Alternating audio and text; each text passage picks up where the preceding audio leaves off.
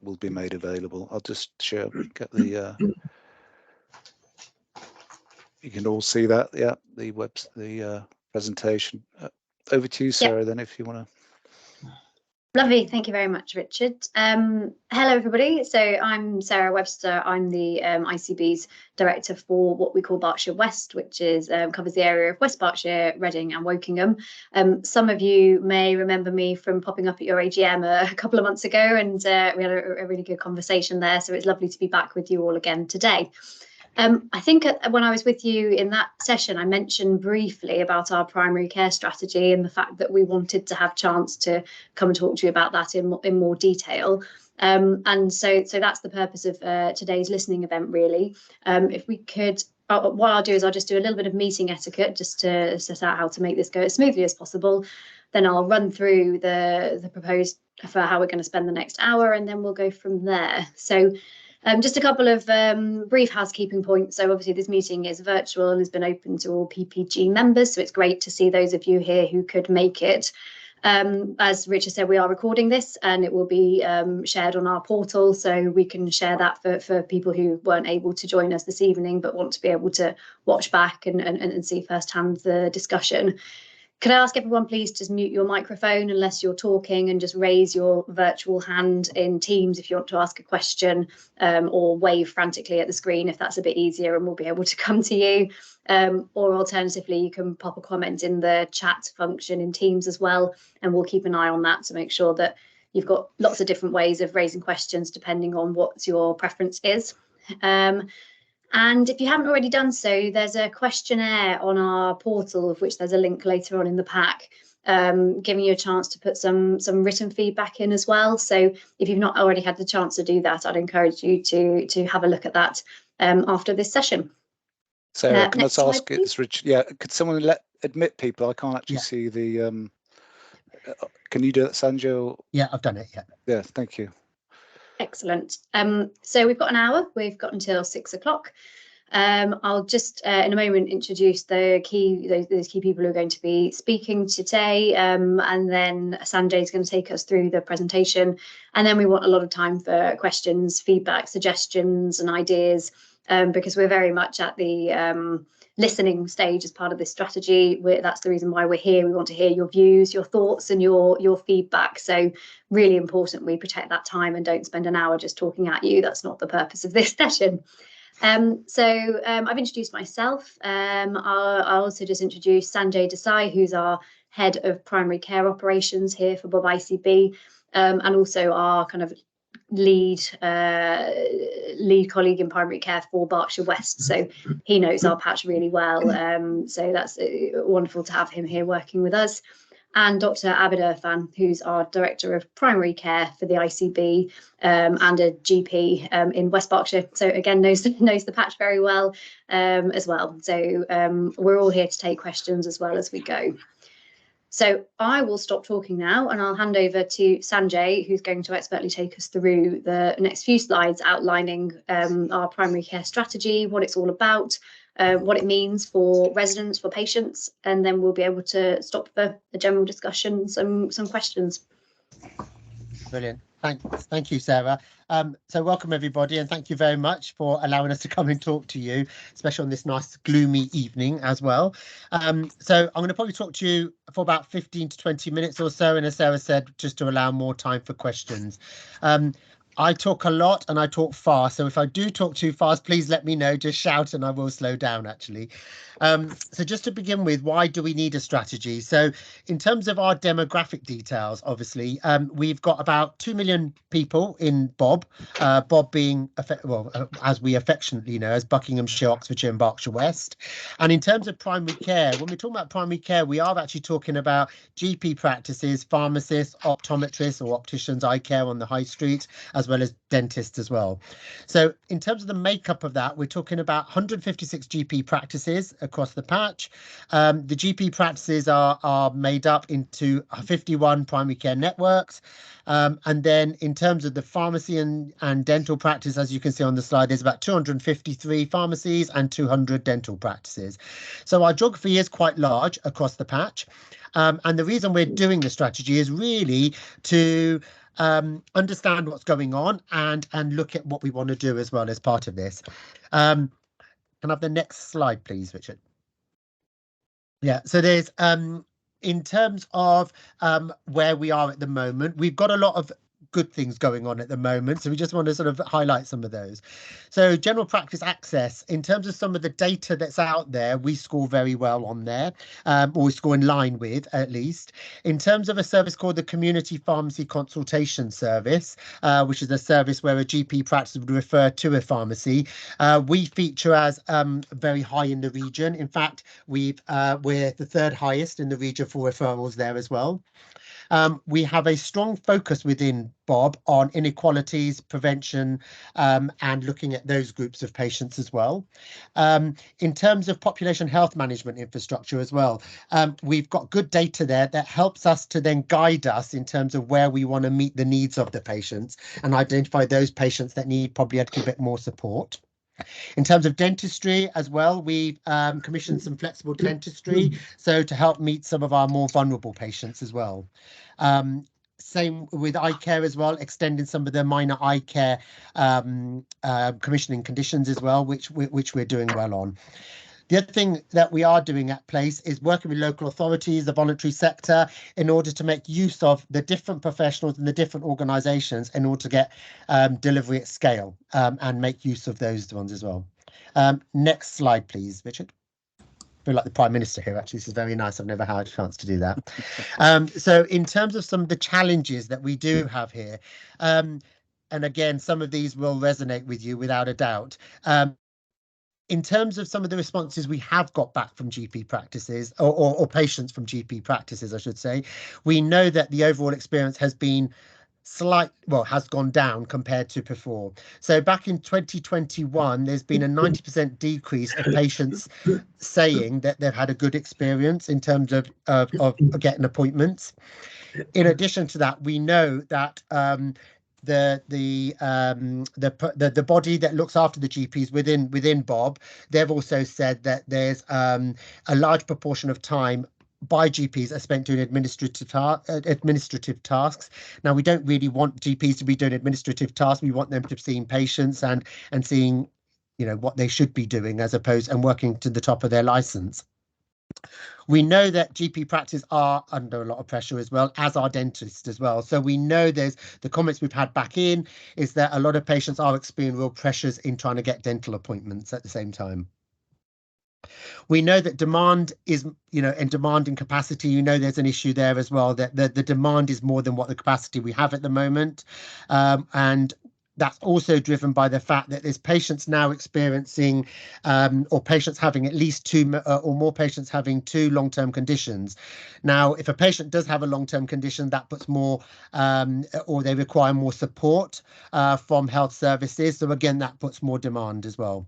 In terms of community pharmacists, and just to declare, I am a pharmacist by background as well, actually, not a community pharmacist now, but working in the ICB. But pharmacies are seeing the same pressures. So again, the same pressures we see in dental and in GP practices, we are also seeing within pharmacies as well, with 16 out of the 20 what is known as 100-hour pharmacies. So they're open for 100 hours a week. They've reduced their hours over time. Now, obviously, that will have an impact because the hours, which is probably quite critical, which is sort of the 9 p.m. Through till the midnight slot, where nothing else is really open apart from A&E. Actually, they've reduced those hours as well. We also know in the community pharmacy workforce that, again, there's the same pressures everywhere else, and especially within Bob, because we do live in the home counties, we know that is having an effect in terms of vacancies and trying to get pharmacists recruited into this area. Estates is also a problem as well. So we know, actually, again, in Buckinghamshire, the amount of estates is not probably enough to the needs of the population. Next slide, please, Richard.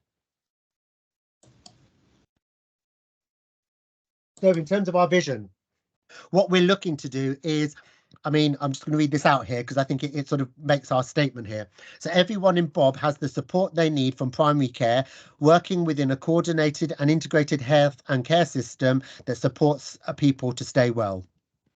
So actually there's a few key things here actually. So we want to give the right support to the right, the first time. What we don't want to do is see patients having to go through 3 or 4 different healthcare professionals to get the support they need. We want them to do it as quickly as possible. We want to change how we work so that people do get that right care and quickly. In addition to that, and I'll in a couple of slides time, we talk about the integrated care network, integrated neighbourhood teams, apologies. We want to make sure that the care that patients receive is personalised to them as well. We know one size doesn't fit all. So if you have more complex needs, we want to make sure we get the right care wrapped around these patients as well. In order to help us do this, there's some of the enablers will be workforce, which we know we need to have a multi-skilled workforce. There's the digital, so we want to make sure wherever possible we use digital solutions to be able to do this. We need to make sure the estates are right, and we also need to make sure that the resources are there. And when I say resources, we're not just talking about funding. There are other things we could look at as well. Next slide, please, Richard. So the challenges we have today. So in terms of where we are at the moment, so just using GP practices as an example, we know that patients are experiencing more difficulty getting GP practices, getting a GP appointment, apologies. Staff are feeling more under pressure as well. And I think we want to start spending more time on doing prevention, because we know if we spend the time now, we know it's going to have an impact in the future as well. When patients, we do know as well from statistics, and when patients find it difficult to get GP appointments, they then go to the A&E department, and if they can't get an appointment, they go and visit there because they know they can get treated. Well, actually, by doing that, we're just putting the pressure on the A&E department, and that's why we want to try and work to get the right care at the right time the first time round, actually. In order to do that, what we want to do is looking at self-management. So wherever possible, getting patients to manage their conditions themselves and giving the resources, give it, the NHS app, the websites, any other resource that are needed. In terms of triage and navigation, again, when you go to make an appointment either online or when you telephone the GP practice, we want to use maybe technology or even the people on the call to be able to navigate you to the right person within the GP practice. Now, you may also be aware that within the GP practice at the moment, there's now a whole range of healthcare professionals that are out there. So previously you might have just saw a GP or a nurse. We now have GPs, pharmacists, physios, and there's a whole range of people within the practice. In addition to that, we also want to make sure that you don't always go to the GP practice. So if you are suffering from, say, a minor condition, actually maybe a community pharmacist, or if it's an eye condition or dental, to make sure you get treated by, again, the right person at the right time and as quickly as possible. There's obviously urgent treatment centres. We've got obviously the voluntary sector. So it's a whole range of professionals that can do it. But we want to make sure that you do see someone and it's the right person that you do see. Next slide, please, Richard. So again, if you are a patient with more complex needs, we want to make sure that the care is wrapped around you. Now, in order to do that, our future vision would be developing integrated neighbourhood teams where, if you look at the picture on the slide, those professionals on the screen will be there to help manage your condition. So actually, it's not just the one healthcare professional. We have that range, and they'll be there to make sure they can support you and everyone talking together to make sure that you can get the right needs for yourself.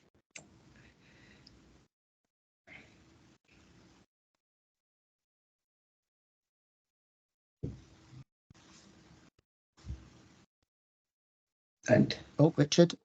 Oh. Next slide, is it? Oh, yes, please. Yeah, sorry. Apologies. Yeah. So the other challenge we have today is in terms of, and this comes into the demand as well. The statistics on the left-hand side there, 16,000 people living in deprived areas. We know that deprivation has an impact on patients' health. And we know that also, as does in terms of the prevention agenda, we've got in Bob, we've got 11% of the population are smokers, and 8% of pregnant women are smoking. We know that 3 out of 5 people are obese, and 18% are doing less than 30 minutes of exercise. So around the agenda around prevention, we need to make sure we change some of this again, and as I said, to make an impact for the future as well, and keep people well, which is ultimately what we want to do. So in terms of primary care, not just treating people, we want to get the prevention agenda right and be there to do the health promotion in order to support patients in order to help manage some of their conditions. Next slide, please, Richard. So the 4 enablers, which I've talked about before. So in terms of workforce, we need to understand the current and future workforce skills that we've got within the patch. We want to look at also, actually, can we help to do some mentoring, some coaching with the workforce? So in order to keep them focused on what they're doing and supporting them as well. In terms of then moving between organisations, we know that as a patient moves from one organisation to a next within the healthcare sector, we know that actually sometimes the continuity of care is affected. Well, could we look at a system where we have passporting of workforce? So actually, could we have a GP practice member of staff supporting somebody in our hospital sector or the hospital sector coming out? And by doing that, again, we're upskilling the workforce, and we also understand each other's priorities as well. In terms of digital and data, so again, wherever possible, we want to use the digital and data to speed up the care we've got and also speed up the information transfer between organisations. Estates we've talked about, we need to make sure the estates are right for the care we're giving in the patch. And then in terms of resources as well, what we want to do is look at changing the location and the type of work and the type of work our staff do. So do we need to move some of our secondary care or hospital colleagues out to come and work in primary care to help support some of those neighbourhood teams? So the care is again wrapped around the patient at a local level. Next slide, please, Richard. So our priorities for delivery. So the 3 main priorities, which are not exclusive, so it's important to say. So these are ones that we are focusing on right now. So the first one is non-complex same-day care. So again, exactly breaking that bit down. So it is the non-complex, so the more lower level conditions. And if you need to see someone on that day, making sure that you have the facilities to be able to do that and manage your condition. Now, be that through GP practices, community pharmacy, optometries, and also by making sure we do that, we know the patient experience will be better. That also means that we can free up the capacity at GP practices for GP practice staff to see the more complex patients as well. In terms of integrated neighbourhood teams, we want to make sure that we give them more personalised care to patients and having, again, as I said, that wrapped around care by the different professionals. We know by doing that, the impact that's going to have is the patient's conditions will be better managed, and it will have an impact on reducing the need to go to hospital as an unplanned admission. In terms of cardiovascular disease, so cardiovascular disease is a big priority for us in Bob. When we look at the stats, we know that the patient suffering from cardiovascular disease is having an impact on the patient's health needs. And this will be one of our priorities to reduce the risk factors for cardiovascular disease. So again, it is that prevention agenda and making sure that we try and prevent some of the conditions that we've already got or prevent future conditions as well. Next slide, please. So how do we will continue to focus on other improvements. So in terms of GP practices, and this is where we can all do our bit. I mean, I'm a Bob resident as well. I live in Woodley, so I'm part of this mix. We want to support patients to be able to optimize their treatment by using digital solutions where possible. So use of the NHS app. Now, I've got the NHS app, and actually if I need to order my prescriptions, it makes my life so much easier than before. Excuse me, where I can order my medicines very quickly and I don't need to go in. I order my mum and dad's medicines. Again, I do it via the app as well, and it just smooths the whole process out as well. So it's making sure that we can use the digital technology to support that as well. We want to strengthen the workforce within primary care and also improve the interface or the communication between primary care, i.e. GP practice, and other primary care settings, and back into the hospital sector as well. In terms of pharmacy, we know we're hoping on the 31st of January, we'll be rolling out what's known as Pharmacy First. This is a new service that's starting, and it means that for conditions such as a urinary tract infection, previously you would have had to go to your GP practice to get an antibiotic. Pharmacists are now being skilled up to be able to treat the conditions and provide you antibiotics as one of those conditions. So we want to expand the services that pharmacies do so that, again, you see the best patient the first time and get your condition sorted as soon as possible. In terms of optometry, again, implementation of an electronic referral form. So at the moment, what would happen if you went to your optician or optometrist on the high street, they would write back to your GP practice if you need to be referred, and then the GP practice would refer you into secondary care. We need to cut down some of that sort of bureaucracy and get you referred directly from the opticians. There's some more prevention agenda within the school settings around optometrists as well, and do some eye screening from April 2024. In terms of dentistry, further expansion of the flexible commissioning service that we've got for those more vulnerable patients, and doing more of the prevention agenda around oral health, especially in the children and young people as well, because we know that has an impact on the future. In terms of community, expanding the hospital at home approaches, where again we try and keep care as close to home as possible, and improving patients with mental health so that we can support those groups of patients. Next slide, please, Richard. And that is it. So thank you very much. I'll pass you back over to Sarah. Thank you, Sanjay. So I think now's the time, as the slide says, that we can open up to any questions, clarifications, anything that you want us to go back over. We've got myself here, Sanjay and Abid, to be able to answer your questions. So we really will open up to the group. Hello, could I ask one, please? Yes, of course. Hey, Barry, I'm the chair of Chapel Row PPG. Back to the point you made quite early on about getting best value out of our clinicians in the primary care setting, and the long-standing remark that GPs moan about having to spend too much time on admin and not enough time directly with their patients. And yet I read in today's paper that there is significant opposition amongst junior GPs to the advent of physician associates, who they see taking away some of the roles that they have. I can't understand this. Surely these people are the very people who have the training, the clinical background to take a lot of the admin burden off the GP and release him or her to deal with the more complex conditions. Thank you, Barry. I think I'll probably go to Abid to come in on that one, if that's okay. Yeah, Barry, hi, Abid. Yeah, you make a very good point, and I saw the same article all over. There's a bit of opposition, probably complex, but I totally.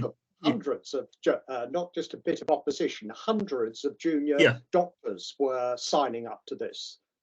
Yeah, and I think specifically in the hospital environment, I think they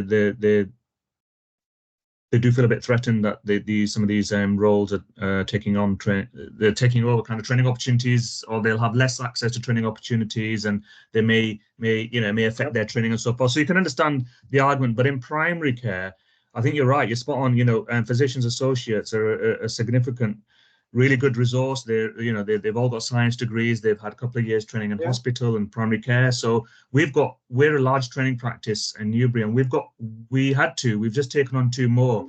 And I've got to say, we've got the PAs doing coils, implants, as well as doing urgent care referrals, seeing urgent patients, managing care home patients, all under the supervision of a partner. So they all need a daily debrief, but they're an excellent resource. So yeah.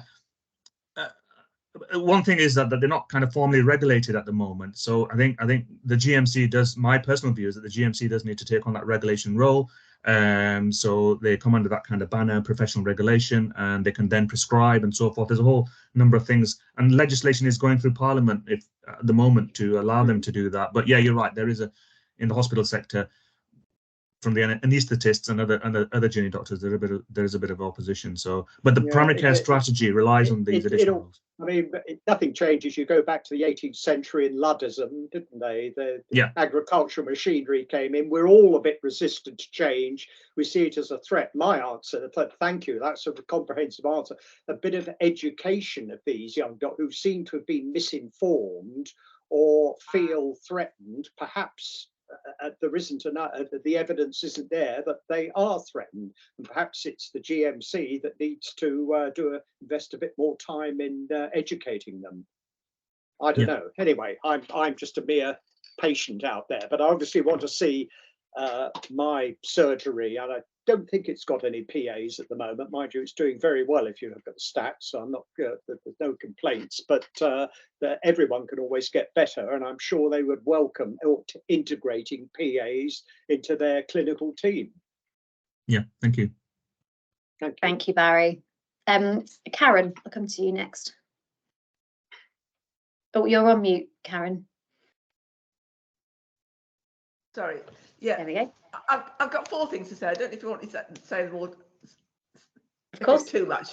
But anyway, I'll start. I think the strategy is brilliant. I think on paper it works really well. What concerns me is we're in the know. The people in PPGs are people who know what's going on or are a bit more informed. How on earth are we going to get this information to the people who don't know that they need it yet? And I think that's the biggie. I think we need a very big, united comms strategy. And I think it needs to be, you know, television, media and handouts and the like. Because it's no good having all the good ideas if we can't get them to people. The second thing is there's a lot of people who are digitally challenged, and this all works when we can get people, get our hands on people, or we can get them to find out things. But actually trying to get people who are older and who will not. It's not that they can't, it's that they have decided that they will not engage with IT. A lot of people still don't have phones. So I think there's a difficulty there. The third thing, one of the biggest challenges I think we have, particularly in West Berkshire, and I think it happens everywhere, is dentistry. And it's not just dentistry of the vulnerable, it's dentistry in general. And I don't know what the answer is because we just don't have enough dentists. But I think there's a big issues around dentistry. And the last thing I'd say is, I think as PPGs, we get our ear to the ground.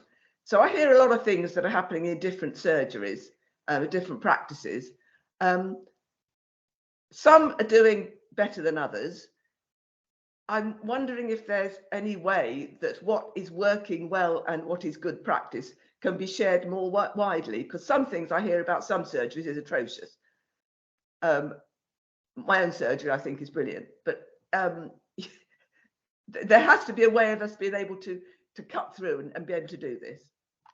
Be finished. Thank you, Karen. So on your first point, really pleased to have those positive remarks about the strategy. We are developing and rolling out various routes to the public to try and share this. This is one forum amongst many, but we take your point around needing to kind of share this message as far and as widely as possible.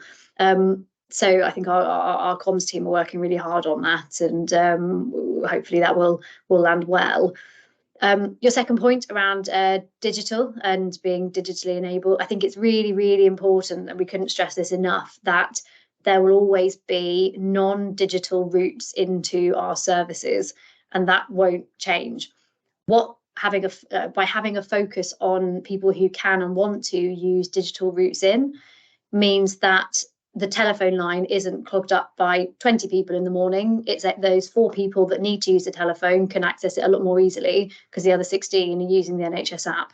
So I just really want to emphasise that we're not going digital only. It's absolutely complementary to retaining telephone and in-person arrangements as well.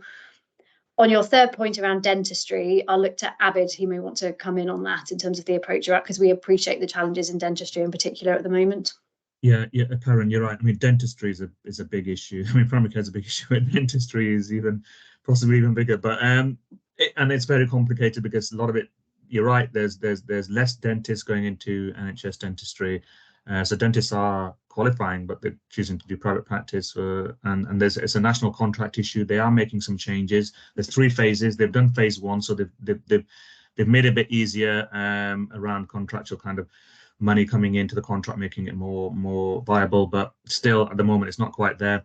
Locally, as Sanjay alluded to, what we've done locally is we've taken that contract and given dentists some flexibility to how they use that funding. So rather than sticking to the strict national kind of contract saying you must do this, you must do that, and then no one being able to deliver anything, we've actually allowed them some flexibility up to 10% of the value of the contract. And we were the one who pushed this in the southeast of England. So we're the kind of we were the drivers. We were being told by the national team, oh no, you can't do this, you can't do that. But we pushed it through. And actually next year, we're going to give even more flexibility. So it may not completely solve the problem, but certainly for improving access, certainly even for the general population, but even those kind of vulnerable communities, it will help. It's not going to resolve the issue. I think that's going to take a bit of time, but it certainly will help. Thank you, Abid. And then on your 4th point around sort of variation, I think one of the core focuses of us as an ICB, as an integrated care board, is around how do we share that good practice and kind of lift and shift things that are working well, and really help to adopt things that have proven, tried and tested as great ideas in one part of the system and share that with others. This doesn't just apply to general practice or primary care, it applies to all areas of healthcare where we know we can do more to share that great practice. So we have our primary care network model, which will help with that as well in terms of sharing within those local networks. But we need to do that quicker and faster and across a bigger footprint. So here in Berkshire West and all the way across Bob as well. So that's kind of a guiding principle of the work we're doing. We're not necessarily trying to reinvent things if it's working really well elsewhere. Part of the strategy is around making sure that's just happening really well everywhere. Thank you. I think that's covered all the points, all 4 points. Brilliant. Thank you very much. So I'll come to Adrian next. Hi, thanks. Yes, I mean, like Karen, I very much welcome the strategy. I think there's an awful lot of good things in it, and agree with the 3 areas of focus. I suppose my comments are trying to sort of think about what else might be included and thought about. And some of that I appreciate, will be the next steps. It'll be as it's implemented, as it's devolved to local teams. But I think there are some things where it may, well, I'll just mention 3 things. The first, I think, is the involvement of patients and the public as equal players. And there's a lot of talk about patients and the public and involving people, system partners and so on. But there's not actually an awful lot of role for them in the way it's described. And I think it would be quite good if, for instance, there could be places for public and patient representatives on the local action teams. And I suppose the second way in which the public and the patients could be included is to make sure that the whole process is very transparent, that things like documents, minutes of meetings and so on are available for the people who are interested in them. And actually there's a point I was going to make later on, that on the phasing is that there'll be a lot of areas who might not be in the initial pilots, but who want to start thinking about some of this. And if it's easy for them to see what's going on in the pilots, they can start doing some of the thinking, do some of the working, have some of the conversations with their patients. The second point I was going to make is that the community mental health framework which is being implemented in this area through the Mental Health Integrated Community Service MICS, is a very similar model to the integrated neighbourhood teams, but there's no mention of it in the strategy. And I just wonder, I mentioned it at a meeting of the MICS steering group this morning, and they said they hadn't had any contact with this. I just wonder whether there aren't lessons that can be learned from what they're doing, because it's a very similar model, and you can expand on it and go back to the 2019 document from National Voices, which set out the model for how that should work, and it works perfectly, I think, for integrated neighbourhood services. And the third thing was about estates, which are mentioned in there, and about working with partners, identifying opportunities and so on. But if you're going to move to physical hubs at some point in the future, identifying suitable land and or buildings is the kind of thing that takes an awful lot of time. And in a report which the Mental Health Action Group in West Berkshire put to our Health and Wellbeing Board in February, one of the proposals was to build into estate strategies and other policies, such as land use planning of the Health and Wellbeing Board constituent bodies, the identification of suitable premises to form physical wellbeing hubs. Thinking about how you might expand on the integrated neighbourhood team approach. So I just wonder whether it's a bit vague in there at the moment, and just whether there might be something more specific you could be asking the estates people to be doing, to be keeping an eye out, taking the opportunities from an early stage. I'll leave it there for the moment, because I'm sure other people have got things they want to say. Thanks, Adrian. Abid, did you want to come in on the kind of integrated neighbourhood teams approach and considerations of mental health as well?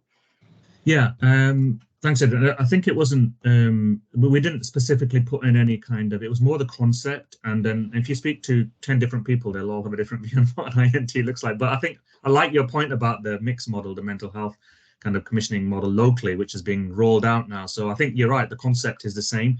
So, and I think it's for, we didn't want, so it could be referenced as an example. That's a good point for us to note, I think. But we didn't want to specifically say we could leave it to local communities to decide, what it might be frailty, it might be children with mental health problems. It could be a whole range of things that you could do this. It was more the principle of this is what we want to do, teams of teams, and the diagram demonstrates all those kind of healthcare and professionals in the wider sense that could be part of that team. So yeah, I mean that might be good actually as a I like that as a model approach. Thank you. And in terms of estates, it's absolutely something that we are more and more focused and conscious of, that we can only do this by planning together and working really closely with local authorities and taking a real one public estate approach to planning for how we use our buildings and our assets. So that is front and foremost, because otherwise we won't be able to deliver a number of the things that we know we want and need to. Thank you, Adrian. Alex. Hi, thank you. I just had a couple of questions actually. There was something about the pharmacy first, which is going to start at the end of this month. So it's about upskilling and giving pharmacists the ability to be able to give out prescriptions, etc., etc. I didn't know whether that was happening in surgeries or happening, at Boots or in the high street or both. But I wondered how that was working, if there are such challenges in actually getting pharmacists and they're closing around and there's difficulty in recruitment. So I thought it was a great thing to have in the strategy, but couldn't quite work out how that was going to happen quite so quickly. And the second thing is just to ask, will all surgeries across Bob, I mean, I work in West Berkshire, have care navigators and this multidisciplinary team, or is it just some of them that are doing this, just so I can make sure I'm getting the right message out to the learning disability community, which is who I work with? Thank you. Thank you, Alex. Sanjay, can I turn to you for this? Yeah. Thanks. Yeah, so I'll do the pharmacy first. So Alex, the pharmacy first scheme is launching on the 31st of January, so it's not quite launched yet. I think as it was, I think on Monday, I think something like 90% of our pharmacies were ready to go.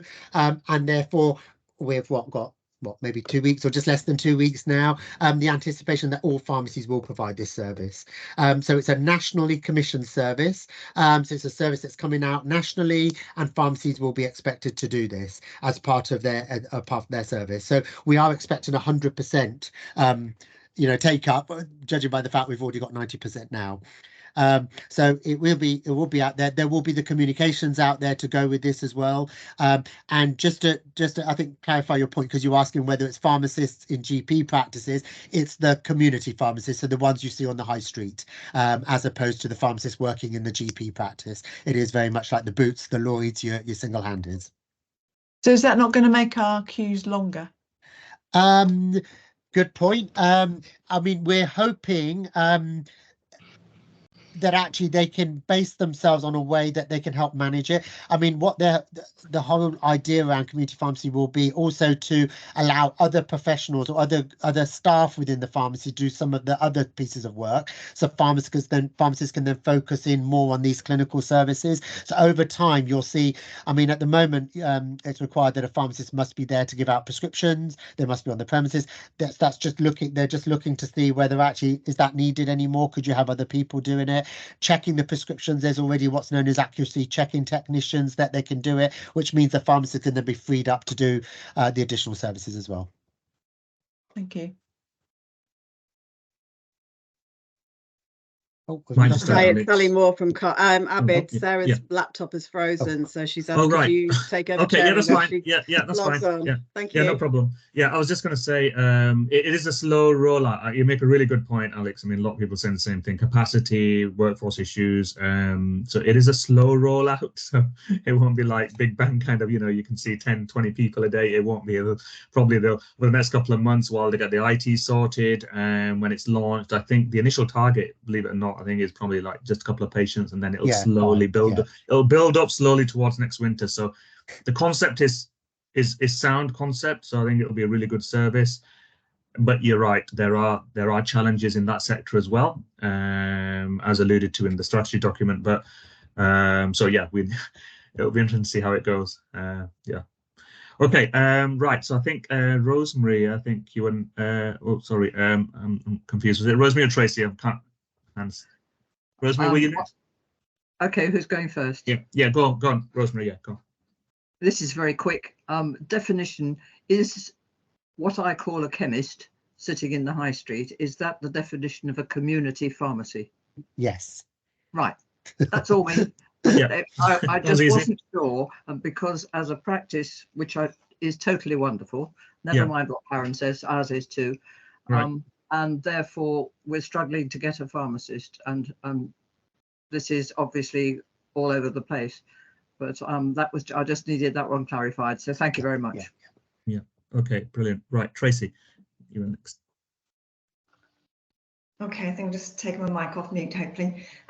So I've only attended one of these meetings before, so I'm not familiar. I'm a patient leader at the Royal Berk, so just trying to get involved in projects there. But I liked also quite a lot of the strategy. It looks, some clear areas of focus. The bit that's hard for me to understand is how it'll be driven, because I think you want local drivers, you want GPs to take the lead in some areas.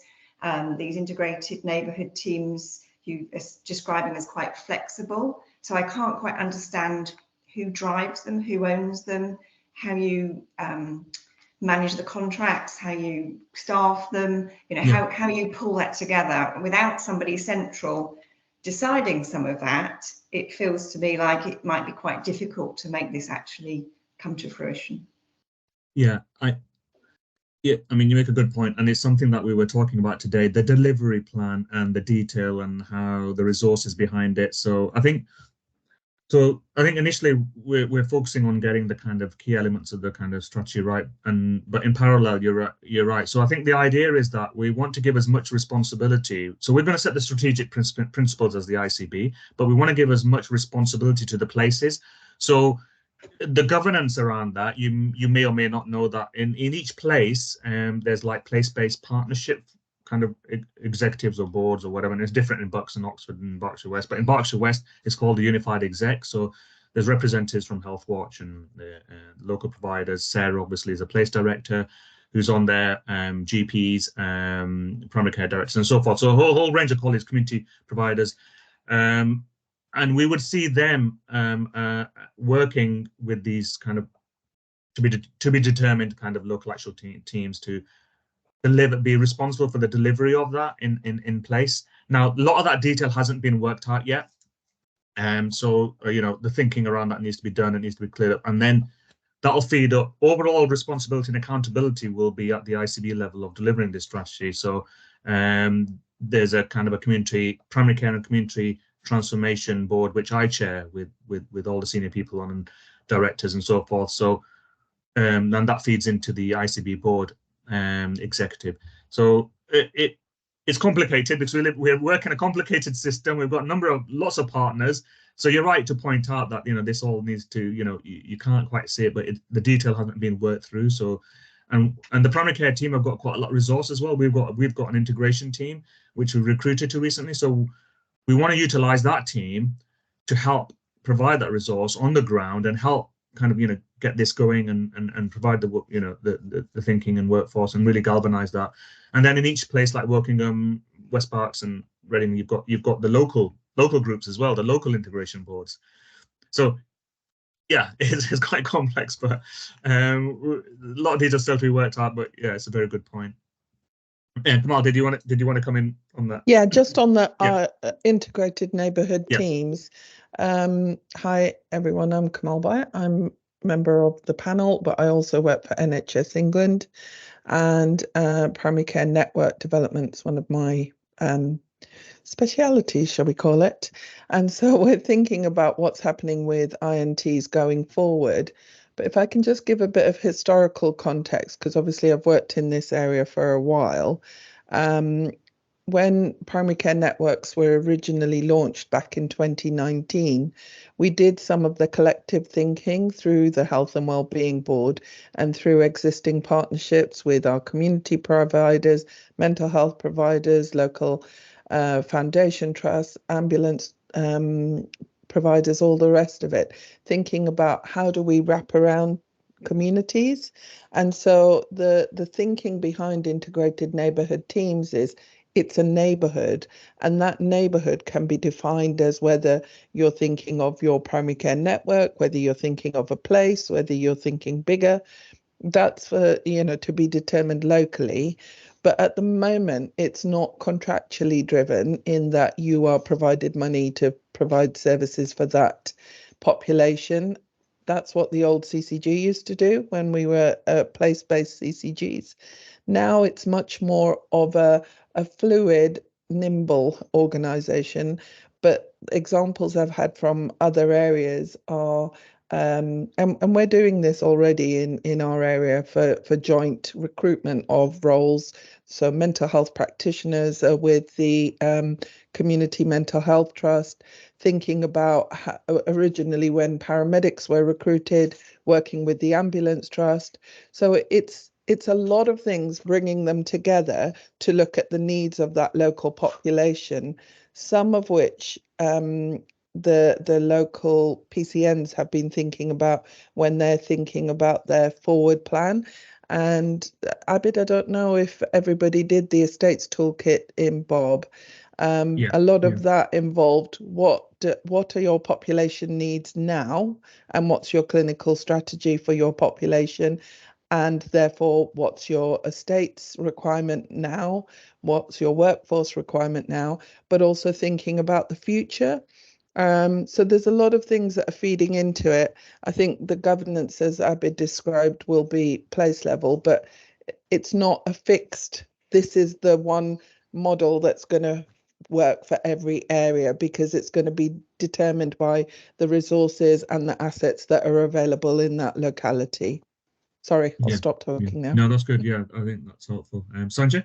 Yeah, no, I was just going to, again, sort of pick up on Kamal. Hi, Kamal. And also some of the, somebody else said earlier on. So our primary care integration team will be there also to find out what's happened in a patch, what's worked really well, and to spread that practice across the patch as well. So I think someone else was talking about how do we learn from good practice. That's exactly the role of our integration team. So it will very much, every place will work slightly different, or every neighbourhood. So it's getting the best and just spreading that word across the patch. So, and I think and Kamal just touched on it now, I think the role for us as an ICB is more as a collaborator. You know, we're there to sort of connect everything up now, as opposed to the old sort of CCG being a more traditional commissioner organisation. So it is definitely about sharing best practice, coordinating the care and collaborating with everyone. Sorry, can I just add? I mean, I think that I can understand why you want to do some of that because of the flexibility, but the point that was made earlier was, how do we communicate this to the end patient? And if it's very different everywhere, you're not going to be easily able to communicate that centrally and fund that centrally. So there's quite a big job to explain how it works to the. I think, sorry, Tracy, to jump in. I think that's where, before you're even deciding what is going to be delivered locally, having that conversation with your local population. This is one of them, but there will be more conversations that will be even more local than this, where you can go, this is what we found out, this is what we're thinking of doing. And hopefully all of you are already doing that in your PPGs, you know, in your local area, to say, these are the services, these are what we're providing to try and meet the population needs. It will be an extension of that, but I think it'll have to come from every angle. So you'll have national policy stuff that will come from national.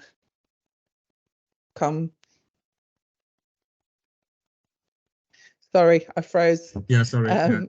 So it's a combination of things to try and meet those requirements. Yeah, I mean, it's a tricky landscape, Tracy. So because, you know, each individual, many providers, and a lot of them kind of their own individual businesses, and you've got to try to have a kind of an overall arching kind of strategic direction, but it may differ in places and how it, depending on how it looks. But I think the principles in what we've tried to put together, the principles should be applied across. You know, there will be variation, and you're right. It is a bit of a challenge from the cost point of view, but it comes back down to local teams. And I think one of the things we want to do, maybe to bring this life a bit more is maybe we were thinking about doing some patient stories of what it might look like in the future for a patient, from a patient perspective. You know, what will look different, what will feel different. Because, you know, at the end of the day, that's the whole point of doing this. You know, as a patient, you know, they're going to get better outcomes, and they're going to get better access, and, you know, and so forth. So I hope the strategy kind of, you know, I think there's been a positive reception here tonight. I hope that kind of comes through, that it'll look and feel better. And you know, there's a lot of work that needs to be done there. It's not a kind of you know, it's going to be a couple of years that strategy, you know, to deliver this over a couple of years and over a phased approach. Karen? I think one of the difficulties is going to be competition between practices. I don't mean competition, but people are very reluctant to share things or to change things unless they've come up with the idea themselves. So I think that's always going to be something that we have to be aware of and try and mitigate from, really. Yeah, I think in my experience that, you know, if someone else is doing a good thing, you know, he's looking and say, oh, X is doing this, and we should do that. We should try that. You know, it seems to be working really well. And we're always, I think, as a practice, we're always looking. I mean, you'll know, Karen. I mean, we've gone through a number of different phases in our story over the last couple of years. You know, we were doing one thing pre-COVID, we did something different during COVID, changed the whole system. Now we've reverted back to something which is working really well for patients and the doctors and teams who work in our practice, and it's working really well. It's probably the best I've ever seen it, to be honest with you. But yeah. So yeah, no, you're a user. So So I think there's always, you know, competition is healthy as well. You know, a bit of competition, but sharing is key as well, as you said. So. Adrian, there's a good in the chat. It's Richard here. I think it'd be worth looking at education in schools, so that young people start to understand this prevention and what can help to get where, and can help educate their parents. Which is a good point. Yeah, absolutely, definitely, totally agree. Yeah, Adrian.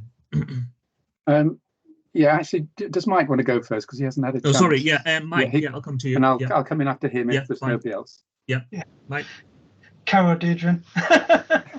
you might have said what I was going to say, but let's see how it lined up. Where I like the idea of having patient stories, but I think we need to be realistic with those patient stories. You know, understanding what's achievable rather than patients searching for, you know, the ultimate cure. Whereas rather than for some patients, we can build on what they're currently doing, you know, whether it's access to blood tests or whether it's, you know, simple things that we could do. Yes, there is gamification and there will always be competition because everybody wants to level up. But that's no bad thing either. When people look at the surveys, and from a Birdwood perspective, we're looking at Falkland thinking, what are they doing to get more in that area than what we're doing? And how can we all beat Strawberry Hill? No disrespect, but I think that does build a better environment. And, you know, Adrian hosts groups quite nicely that I've not seen a hesitancy to share things and build things in the last few years. And a lot of the post-COVID improvements that you talked about have come through those conversations, in my opinion, for what it's worth. Yeah, no, thank you. So I see that extending. But yeah, I think, you know, getting a mixture of people and their, you know, their expectations. There is a big difference between the expectation in health from somebody in their 60s and somebody in their teens. Yeah. And they have different, you know, that's the way of the world. But as a doctor's surgery, you can't determine who you serve. Yeah, no, really good. Really good. Yeah, thank you, Mike, for those comments. Thank you, Adrian. Yeah, it was. I was going to make a sort of a rather a big point, which is not which there's no easy answer, and that's about taking a whole systems perspective, which I know is said in the document and very much thought about, but turning it into reality is extremely challenging. But for instance, in the CVD section, there's talk about, you know, take the whole person and everything, but then the examples are about very specific health related initiatives for individuals, rather than say working with the council on improving opportunities for walking and cycling, reducing pollution, you know, and all that kind of thing. So it's not a criticism because it's just tremendously difficult to do, but if there's anything that can be done to, and I know there's the mechanisms there through the ICP and all that kind of thing, to bring them in, but you know, if more can be done practically to join some of the things up so that the different initiatives are reinforcing each other, I think that would be really helpful. Yeah, it's a good point actually, because I don't think that was deliberate. I think it's implied in there. Certainly in my mind, it involves everybody. It's not. It's probably one of the ones where actually all partners, everyone can get involved in those initiatives. So yeah, you're right. Maybe it needs to come out a bit more. Okay. Any final comments? And then we've got a couple of minutes left. Anything anybody else wants to raise? So yeah, Mike. From my experience of doing projects, never make it implicit, make it explicit where you can. Otherwise, it will get forgotten and it won't get done. Yeah, no, it's good to say. Good advice. Good advice. Yeah. Okay, so brilliant. Look, I want to thank everyone for their time this evening. Really good positive feedback, some good points from you to think about, and obviously I think in the document itself and what was just flashed up, there's a patient survey if you want to put anything back, and you can leave any further feedback, or you know, link in with your local teams. Mike, is that an old hand? Did you have something else? Yeah, no. Okay. Adrian. It was just to say thank you very much, Abid, to yourself, Sanjay, and Sarah for presenting, and Richard for organising this. I think we really welcome the opportunity to have an input. So thank you. Yeah, just to remind everyone, please do share your views on our engagement platform. I've just put the details in the chat. You've got that, and also you can, if you want to express an interest in joining a patient advisory group or be involved in further work to develop, primary care services, just email us on the engagement.bobics@nhs.net email address that's in the that you know that one anyway. engagement.bobics@nhs.net. Thank you, and thanks for coming. Yeah, brilliant. Yeah, thanks everyone, and have a great evening. Brilliant. Thank you. Thank you. Thank you. Yeah, Thanks. Bye. Bye. Bye. Bye. All right, Abid, you've gone. Oh, Sanjay, well done. Yeah, brilliant. Yeah. I think Sarah had it went well. Yeah. Should we stop recording? Yeah, that's that is stop transcription. Oops, stop. Hold on. Stop recording. Yeah.